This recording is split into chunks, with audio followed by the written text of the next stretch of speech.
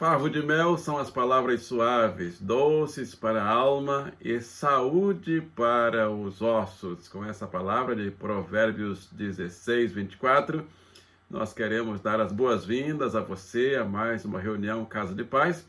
Nesse dia especial, dia do médico ainda, vamos falar sobre essa categoria importante no nosso dia a dia, que trabalha cuidando de todos nós. Quem nunca foi ao médico aí, né? Quem nunca foi tem que ganhar muito parabéns, né? Mas também não está agindo de forma prudente, né? Porque a ideia é fazer todo o tratamento regularmente. Bem-vindo, bem-vinda, parabéns a todos os médicos, mais uma vez, já parabenizamos na outra reunião e queremos também nessa, pelo Dia do Médico. Aos aniversariantes da semana, hoje temos a irmã Janice Quintiliano, parabéns mais uma vez, irmã Janice, Deus continue abençoando, escolha um presente especial aí para a sua vida e aproveite aí para mandar o parabéns para a irmã Janice, escreva aí nos comentários, manda parabéns para ela, aproveita aí. Mais uma vez, o nosso parabéns para os médicos que cuidam da nossa família. Eu quero mandar aqui para os que cuidam da minha vida, da minha família. Também você pode mandar aí para os médicos que cuidam da sua família também. Tem aquele médico mais conhecido, né? Antigo. Coloca o nome dele aí, escreve o nome dele, agradece. O médico gosta todo mundo gosta de agradecimento, não é verdade? Até Deus, Jesus, gosta também do agradecimento. E vamos agradecer a Ele, porque hoje também é o dia do Senhor, porque Ele é o médico dos médicos. A pergunta do dia é: você vai ao médico regularmente para cuidar da sua saúde? Escreva aí, comente, faça mais comentários sobre isso. E sua vida espiritual? Como você está cuidando? Então, faça seu comentário, dê seu testemunho que vai abençoar a minha vida e também outras vidas. Vamos abrir a Bíblia ou acessar o texto bíblico no livro dos Salmos, número 103, verso 1. Quero deixar essa palavra bonita, uma palavra linda, é um cântico que fala sobre a saúde e com esse texto quero ainda homenagear os nossos médicos. Salmo 103, 1 diz assim: Ó Senhor Deus, que todo o meu ser te louve, que eu louve o santo Deus com todas as minhas forças, que todo o meu ser louve o Senhor, e que eu não esqueça de nenhuma das suas bênçãos. E o verso 3 diz assim: o Senhor perdoa todos os meus pecados e cura todas as minhas doenças. 4. Ele me salva da morte e me abençoa com amor e bondade. Senhor Deus e Pai, abençoa essa palavra em meu coração e através do meu coração para o coração de todos os meus irmãos e amigos participantes dessa reunião em nome de Jesus. Amém? Amém. Que texto lindo, realmente é um cântico, é um salmo.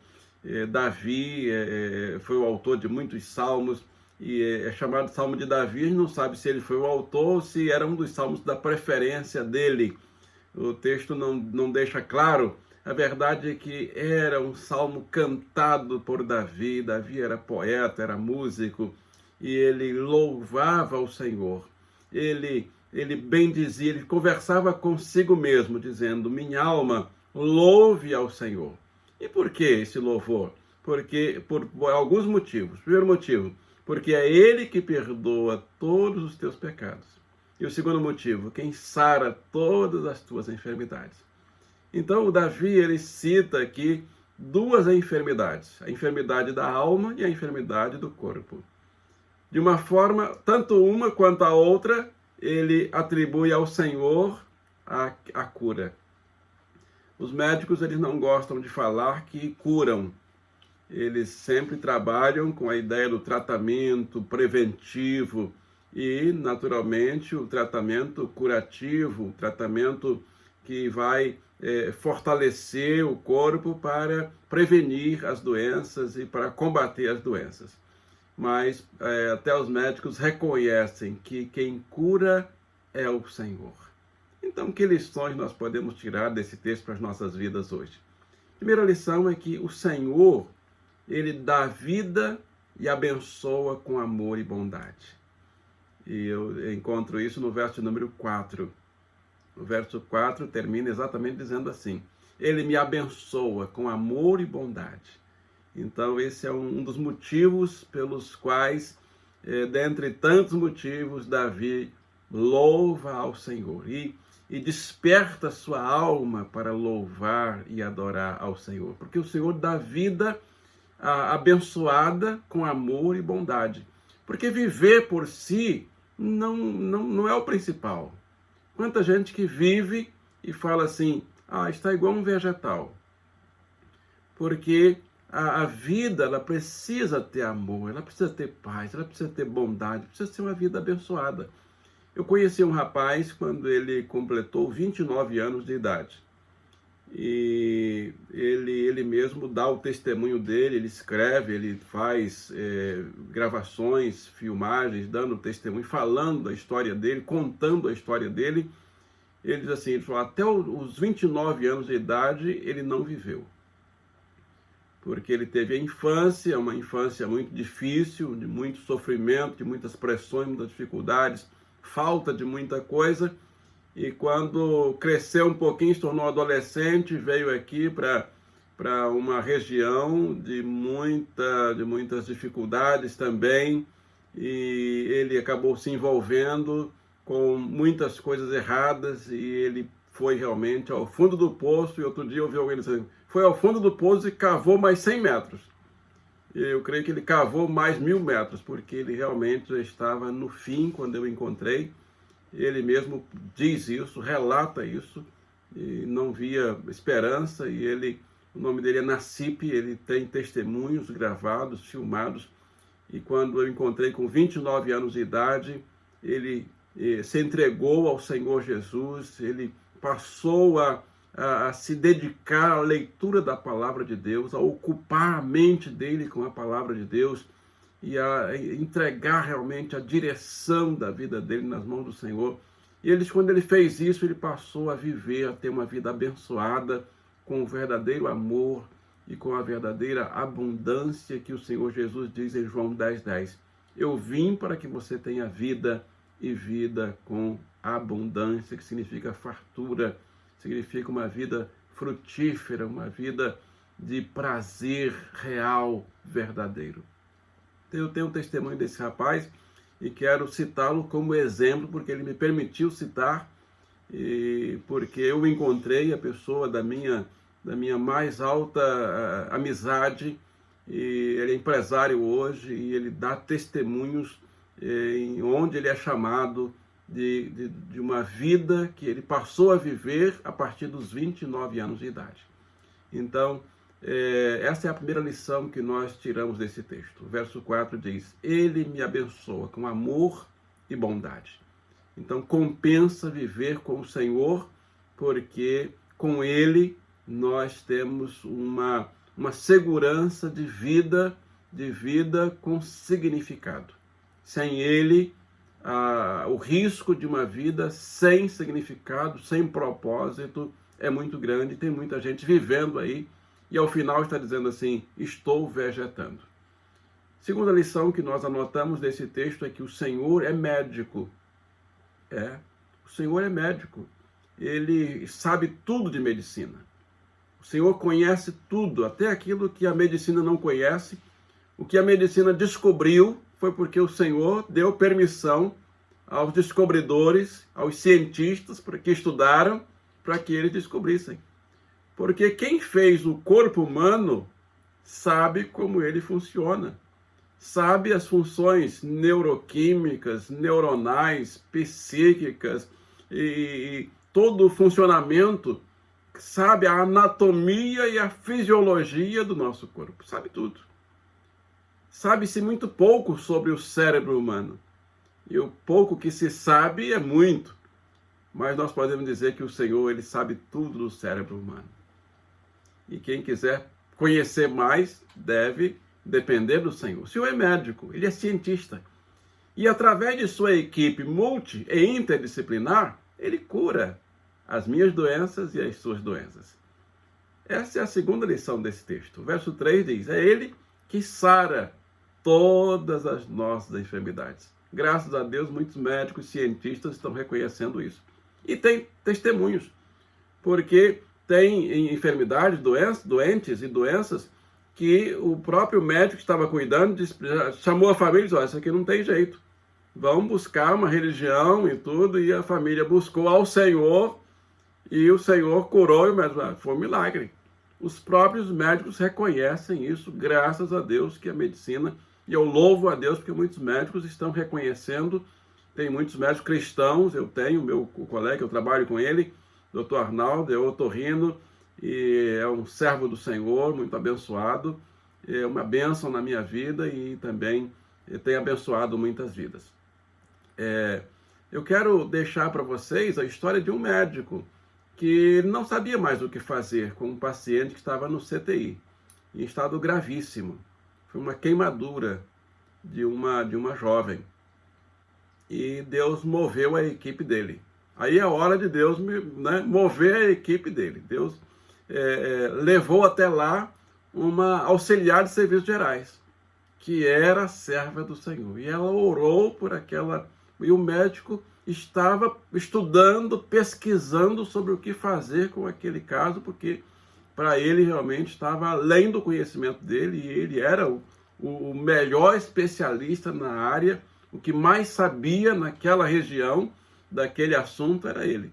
Então tudo estava nas mãos dele.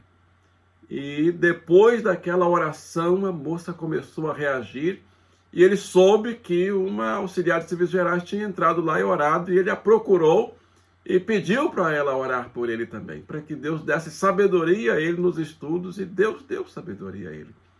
Então eu acho muito bonito esse momento aqui, essa lição, linda lição desse texto, quando diz que o Senhor é médico e ele tem uma equipe multi e interdisciplinar, que é o próprio médico, que estudou, o enfermeiro, os técnicos de enfermagem, toda a equipe médica faz parte da equipe de Deus.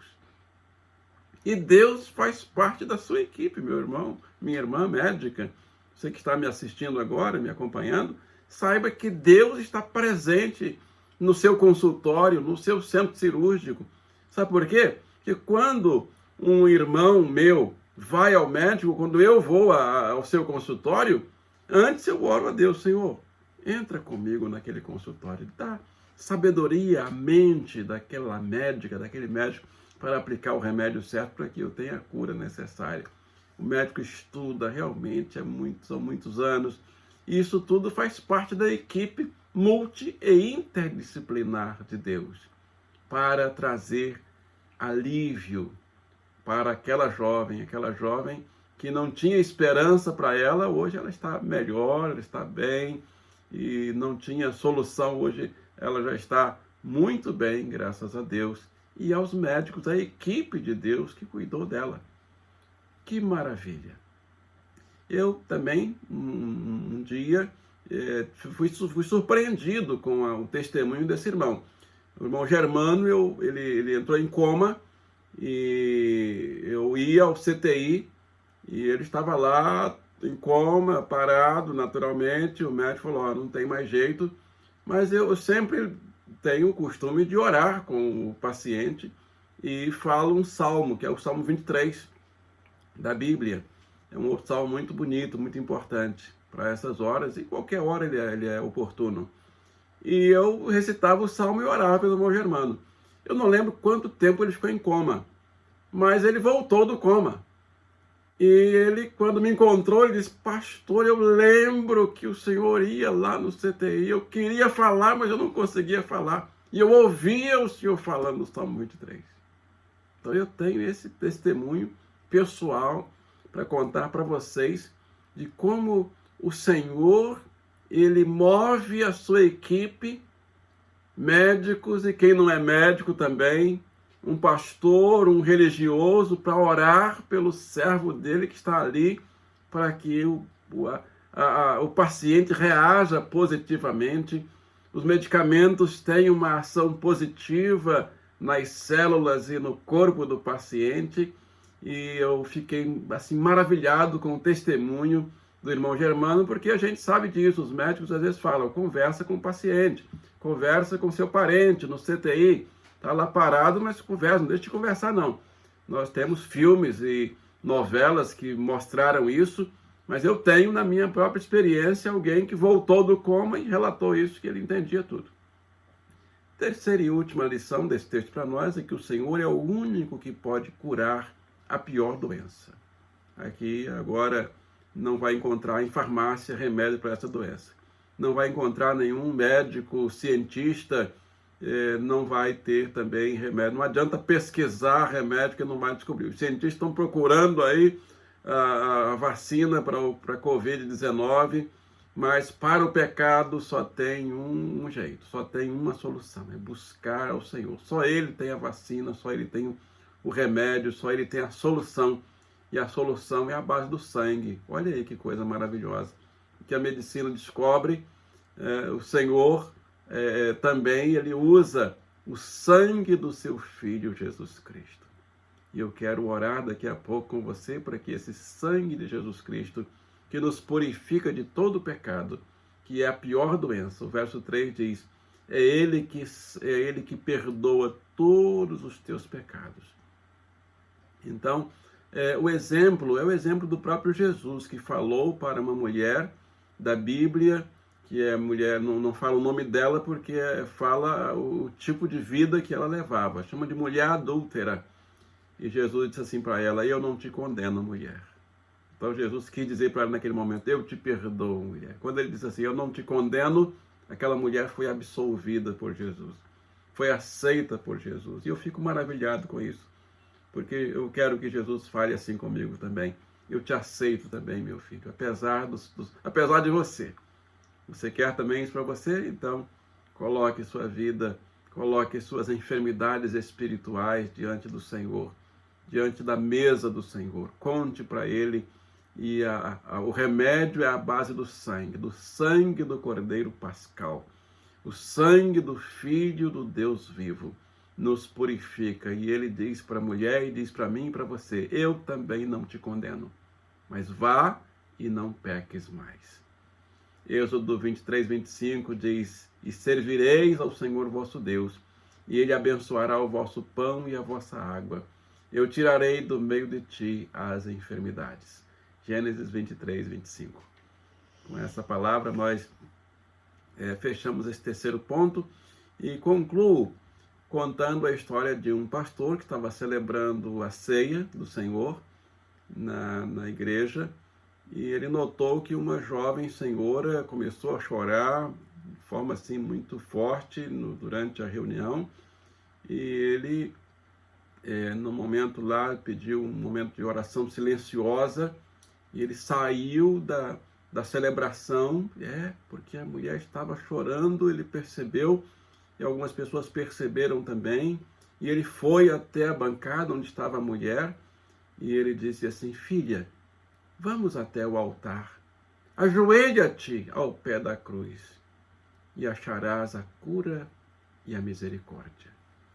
E aí aquela jovem senhora disse, o senhor acha que eu, uma pecadora, iria me aproximar da mesa da ceia e tomar com mãos impuras o pão e o cálice do amor sacrificial do Senhor? Aquela mulher conhecia muito da palavra e sabia da vida dela também, por isso falou isso. Sabia da enfermidade dela. Mas aí o pastor respondeu para ela, sim, minha filha, foi exatamente para pecadores como tu que o bendito Jesus morreu. Enquanto ele se retorcia em agonia, ele demonstrou sua disposição e seu poder em te curar, em te salvar, em te libertar. Prometeu ao ladrão arrependido que ele estaria no seu reino naquele mesmo dia. Hoje mesmo estarás comigo no meu paraíso. A moça então começou a melhorar o soluço, o choro, levantou, e o pastor ajudou a chegar até o altar, e ela se ajoelhou à mesa da comunhão, enquanto o dirigente, com lágrimas e com muita emoção, possuído de muita alegria, porque ali estava uma alma sendo curada perante a mesa do médico dos médicos, e serviu a ela os elementos da ceia do Senhor. Quando ela se levantou dos joelhos, O rosto dela resplandecia com a alegria de ter achado a cura, de ter achado o médico dos médicos. Eu quero que todos os médicos nesse dia encontrem esse médico dos médicos. Essa ilustração foi contada por um pastor muito conhecido, muito querido nosso, pastor Edgar Hallow, e muito, muito importante. Ela mexe muito com a gente, porque todos nós não somos dignos de chegar perante a mesa do Senhor. Mas o Senhor morreu na cruz exatamente para isso. Ele fez, o sangue dele derramado foi exatamente para fazer a composição, a vacina, para que o sangue de Jesus nos purifique, não só de um pecado, mas de todo pecado. Diz a palavra em Provérbios 3, 7 e 8, não sejas sábio aos teus próprios olhos, teme ao Senhor, aparta-te do mal. Isso será remédio para o teu umbigo e medula para os teus ossos. Deus abençoe a sua palavra, amém?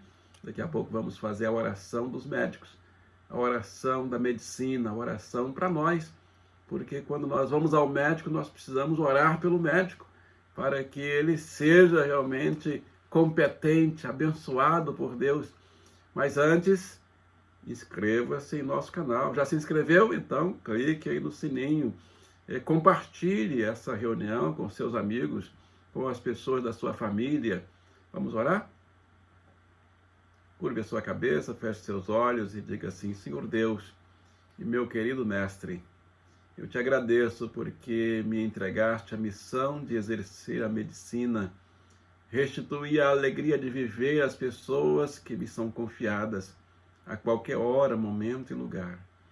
Ofereço-te a minha vocação de servir a sociedade como instrumento de tua providência. Grandes são os avanços da ciência, mas também são inúmeros os desafios, as limitações, que exigem de mim seriedade, equilíbrio, sabedoria e fidelidade ao juramento que fiz.